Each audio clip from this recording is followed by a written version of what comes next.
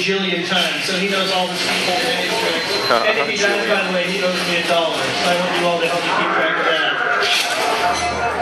As Dennis goes through and switches those graphics back and forth, you'll notice, though, that despite all the improvements that we've got and how it looks, all the objects are the same in the game, the encounters are the same in the game. It's actually running the same game as before because, frankly, some things you don't need to mess with. The game was an awesome experience 10 years ago. Built the same the exact same price, the exact same scenarios that you hit 10 years ago.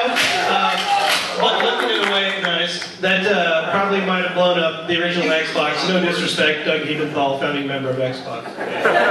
So as Dennis is playing through, obviously going back and forth on these graphics, you guys may also be able to hear some of the new sound. We've remastered all the combat audio, so those are sounding like with all the quality coming out with games today. And as you were listening to the music as we were coming in tonight, that is a re-recorded version of the original score. Now, obviously, Mario Gano's score is such a big part of Halo that we wanted to go ahead and frankly spend a lot more money re-recording that with Skywalker Sound. But as you go into the menus, you also have the option of playing it with the classic score, with the one that came with the game the first time around. So again, it's giving you guys the choice on how you want to play this game, how you want to go back to the beginning after 10 years of Halo.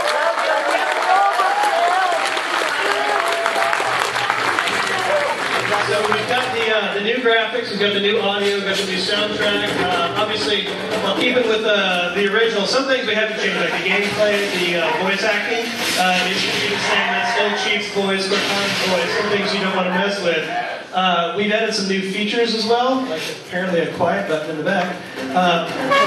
Things like achievements. I don't know if anybody checked out recently. The achievements just came out, so you'll finally get your gamer score for taking care of the Covenant on the first Halo.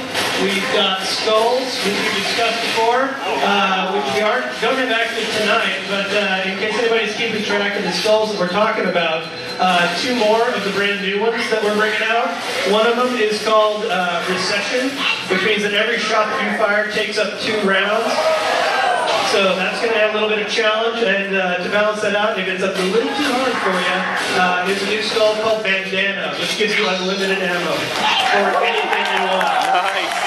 That's my kind of Halo. Later on, the rocket launcher, frankly, the pistol. Honestly, you don't need much more than that pistol with unlimited ammo. It's a good game.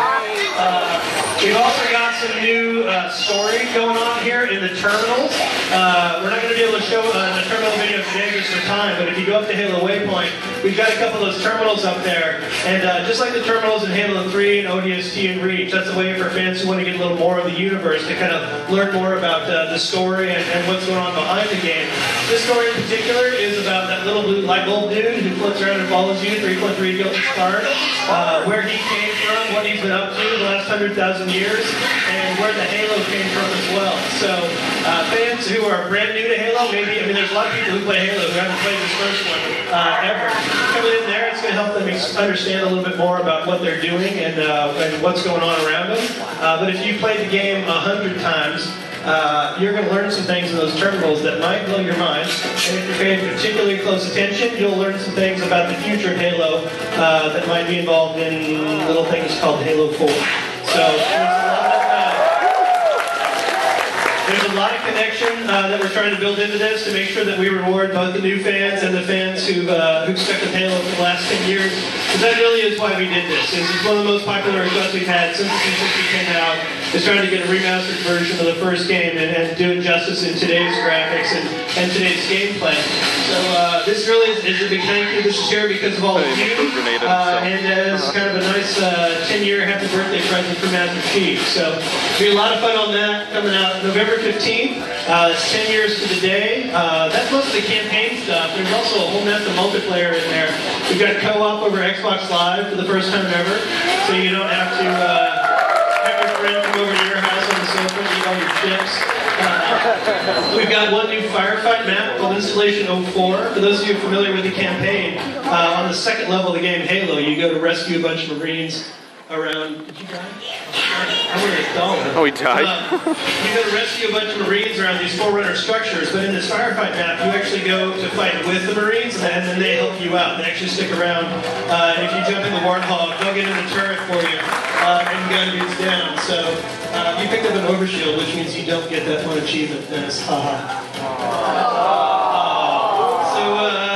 we know. That's Combat Evolved anniversary on November 15th. I think that's most of the details.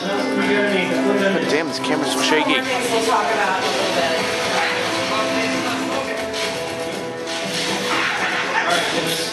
Alright, Dennis, come home. That's a good skit. That's a good close.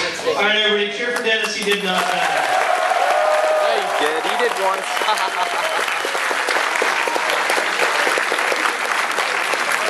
Can't see anything. There we go. Bring the legs back up. Yeah, those corridors, that's right. Dennis is famous for self-sticking in public. So, question for you guys.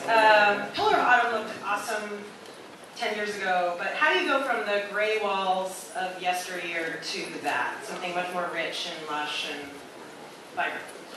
I think that in every one of those scenes, every one of those hallways, starting off with the old graphics, which you can take a look at with that back button and check it out, is on all the details, every wall, every barrel, every support, just on that level. And then you get into bushes and trees and halos and moons and stuff like that later on.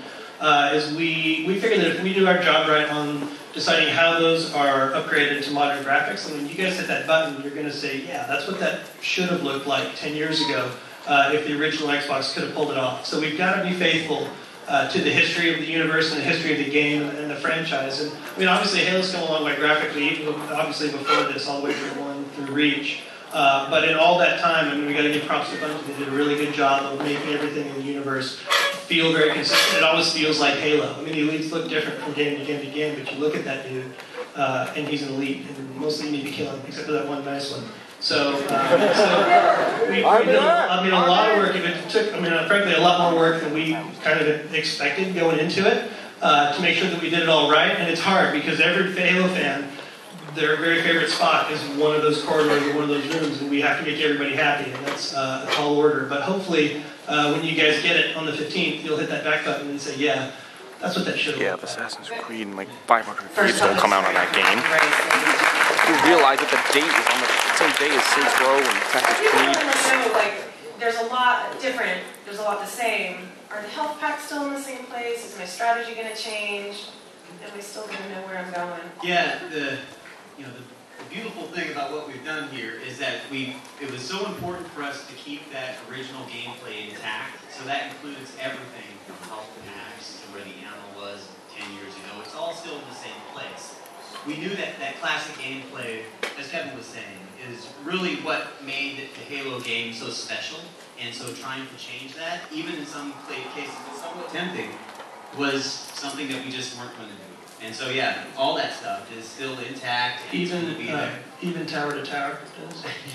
You can in fact do tower to tower. Do we have any triggers here? I should say. Triggers? I have not tried it myself. Even if he has tried it but not succeeded. Yeah. We had one more thing we want to talk about in the single player for this. Well, in this part.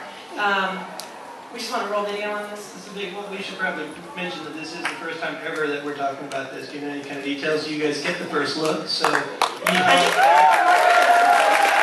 didn't know I came. Has asked us to say world exclusive. It is important that this is a world exclusive you're about to see. The first of two. Yes.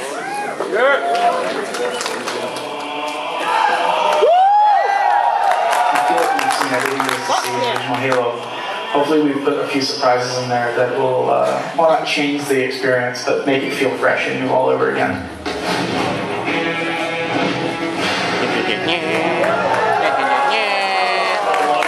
Exists 10 years ago, and you said you weren't changing the gameplay, so what's going on? The approach to Connect is actually very similar to our approach to 3D. 3D doesn't work in classic mode, and the reason is there were no 3D TVs 10 years ago, so we wanted to be very conscientious of that. Obviously, Connect didn't exist 10 years ago, so we wanted to be careful about that. Connect for me is actually a really good surprise feature. So we've got a number of voice commands throughout the course of the game, things like grenade, reload. At a point during the game when you're playing, you can say analyze, and this mode comes up where you can almost capture items. So you move your cursor over, say, a lead or a grunt, and in the library, you can go in there and see the things you've captured, move the model around in 3D, and it gives you a bit of a breakdown and explanation of what those bonus feature. Alright, I'll deal with that. People who never played Halo before, what their first experience of this ostensibly 10-year-old game is, and how they feel it sits in these modern FPS games. Halo has that epic feel, and getting to play that again is like playing Halo all over for the first time. I hope people have that amazing experience themselves. Clever.